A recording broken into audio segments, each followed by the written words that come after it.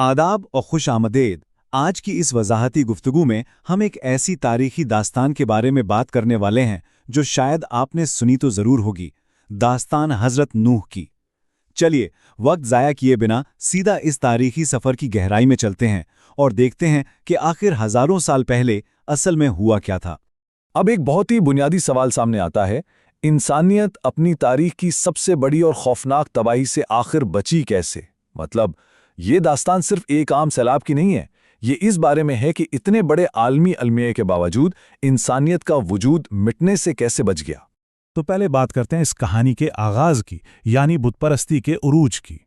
देखिए, हज़रत आदम के बाद तकरीबन 1000 साल तक इंसानियत एक तरह से नेकी के सुनहरी दौर में रही। सब कुछ बहुत पुरअमन था। फिर क्या हुआ कि लोगों ने अपने गुजर जाने वाले नेक बुजुर्गों की यादगार के तौर पर उनके मुजस्समे बनाए। लेकिन जैसे जैसे सदियां गुजरती गईं, ये जो यादगारी मुजस्समे थे ना, ये आहिस्ता आहिस्ता मुकम्मल बुत परस्ती में तब्दील हो गए। इन 5 नामों पर गौर कीजिए: वद, सुवा, यगूत, याऊक और नस्र। अब दिलचस्प बात यह है कि ये 5 अहम नाम असल में निहायत नेक और आबिद इंसानों के थे। इनकी वफ़ात के बाद उन्हें सिर्फ इज्जत देने के लिए इनके बुत बनाए गए थे, लेकिन आने वाली नस्लों ने असल मकसद भुलाकर इन्हें पूजना शुरू कर दिया, और बस यहीं से अकीदे में वो बड़ी तब्दीली आई। इन तारीखी मतन के मुताबिक इस अमल को शिर्क कहा जाता है, यानी अल्लाह के साथ किसी और को शरीक ठहराना, और यही वो बुनियादी मसला था जिसे ख़त्म करने के लिए हज़रत नूह को भेजा गया था। यहाँ ये बात याद रखने वाली है कि दुनिया में इससे पहले बदअमली या गुनाह ज़रूर थे, लेकिन शिर्क का वजूद पहली बार सामने आया था। अब आते हैं दास्तान के दूसरे हिस्से की तरफ, जो सदियों पर मुहित इनकार के बारे में है। 950 साल। जरा इस अदद पर गौर करें, ये कोई छोटा अरसा नहीं है।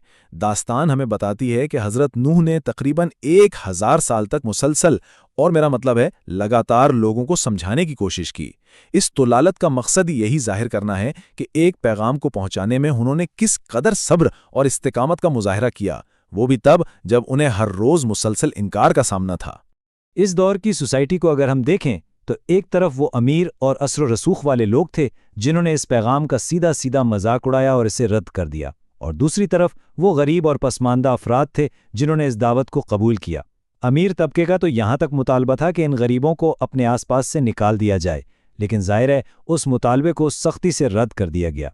तो आखिर में नतीजा क्या निकला? सिर्फ 80 अफराद। 950 साल की उस मुसलसल जद्दोजहद के बाद रिवायतें हमें बताती हैं कि ज़्यादा से ज़्यादा सिर्फ 80 लोग ही ईमान लाए। ज़रा हिसाब लगाइए, ये हर 11 या 12 साल में सिर्फ एक फ़र्द बनता है, मतलब एक पूरी दिहाई में एक इंसान। ये हैरत अंगेज़ अदद इस दास्तान की शिद्दत और सब्र की इंतहा को क्या खूब बयान करता है। चलिए अब आगे बढ़ते हैं दास्तान के तीसरे अहम मरहले पर, यानी उस अजीम कश्ती की तामीर। आप लोगों को जानकर शायद हैरत हो कि सिर्फ इस कश्ती की तामीर में लगभग 100 साल यानी एक पूरी सदी लग गई। तारीखी हवालों के मुताबिक पहले तो बाकायदा दरख्त उगाए गए और फिर हज़रत जिब्राइल की मुसलसल रहनुमाई में इस अजीम कश्ती का ढांचा तैयार किया गया। ये यकीनन कोई आम प्रोजेक्ट नहीं था। अब ज़रा इसकी पैमाइश पर नज़र डालिए। मुख्तलिफ अंदाज़ों के मुताबिक ये कश्ती 1 किलोमीटर से भी ज़्यादा या करीब 300 गज तवील थी। इसकी चौड़ाई 50 गज और ऊंचाई 30 गज थी। इसमें 3 अलग अलग मंजिलें थीं, और सबसे अहम बात, ये ऊपर से मुकम्मल तौर पर बंद थी ताकि शदीद बारिश और तूफान का मुकाबला कर सके। यकीन मानिए, ये अपने वक्त का एक अजीम तरीन इंजीनियरिंग मंसूबा था। क्या खुश्की पर कश्ती बना रहे हो? ये वो तंज और मजाक था जो वहां से गुजरने वाले लोग रोजाना करते थे।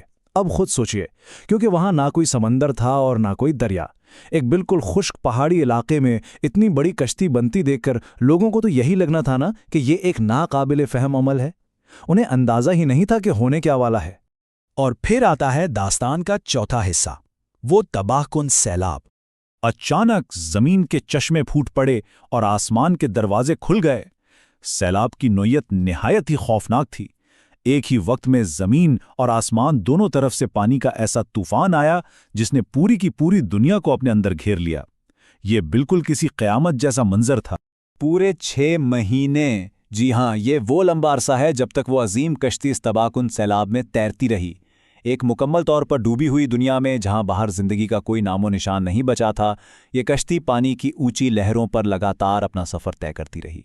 لیکن اس عالمی تباہی کے بیچ ایک اور واقعہ ہوا۔ حصہ 5واں، ایک دردناک خاندانی نقصان۔ میں کسی پہاڑ کی پناہ لے لوں گا جو مجھے اس پانی سے بچا لے گا۔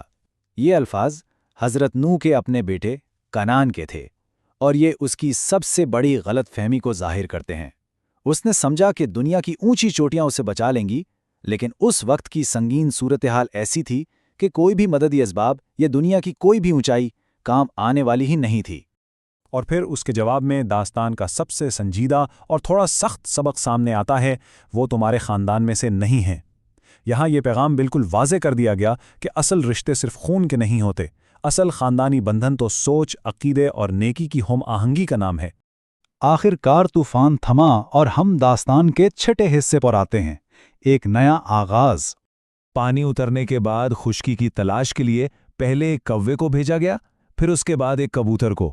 جب کبوتر زیتون کی ایک ٹہنی لایا تو تھوڑی امید جاگی، اور آخر کار جب وہ مٹی سے سنے ہوئے پیروں کے ساتھ واپس آیا تو یہ اس بات کا حتمی ثبوت تھا کہ ہاں، زمین اب خشک ہو چکی ہے اور باہر نکلنے کا وقت آ گیا ہے۔ سیلاب مکمل ختم ہونے کے بعد کشتی کوہ جودی پر ٹھہری۔ بچ جانے والوں نے وہاں سمان نام کی ایک نئی بستی آباد کی۔ یہاں روایت ایک بہت ہی دلچسپ بات بیان کرتی ہیں کہ ایک معجزے کے طور پر وہاں اچانک مختلف زبانیں وجود میں آئیں۔ یہ دراصل انسانیت کے ایک نئے پھیلاؤ اور نئے تمدن کی طرف اشارہ تھا۔ اب نئے سرے سے دنیا آباد ہونے کا یہ سفر دیکھیے۔ حضرت نوح کے 3 بیٹوں سے آگے چل کر انسانیت کی نسلیں بڑھیں۔ سم کی اولاد سے مشرق وسطی آباد ہوا، ہم کی نسل سے افریقہ اور ہندوستان، جبکہ یافت کے ذریعے یورپ اور ایشیا کے علاقے۔ یہ انسانی نسلوں کے ارتقاء کا واقعی ایک انتہائی خوبصورت نظارہ ہے۔ تو آخر میں ایک گہرا سوال آپ لوگوں کے سامنے رکھنا چاہتا ہوں۔ 1000 سال پر محیط یہ عظیم داستان آج کے دور میں ہمیں عقیدے، صبر اور انسانی استقامت کے بارے میں آخر کیا سکھاتی ہے؟ اس داستان کا مقصد صرف ماضی کی کہانی جاننا نہیں ہے، بلکہ ان اصولوں پر غور کرنا ہے جو آج کی دنیا میں بھی اتنے ہی اہم ہیں۔ اس پر سوچیے گا ضرور۔ اس معلوماتی وضاحتی تجزیے میں ہمارے ساتھ شامل ہونے کا بہت شکریہ۔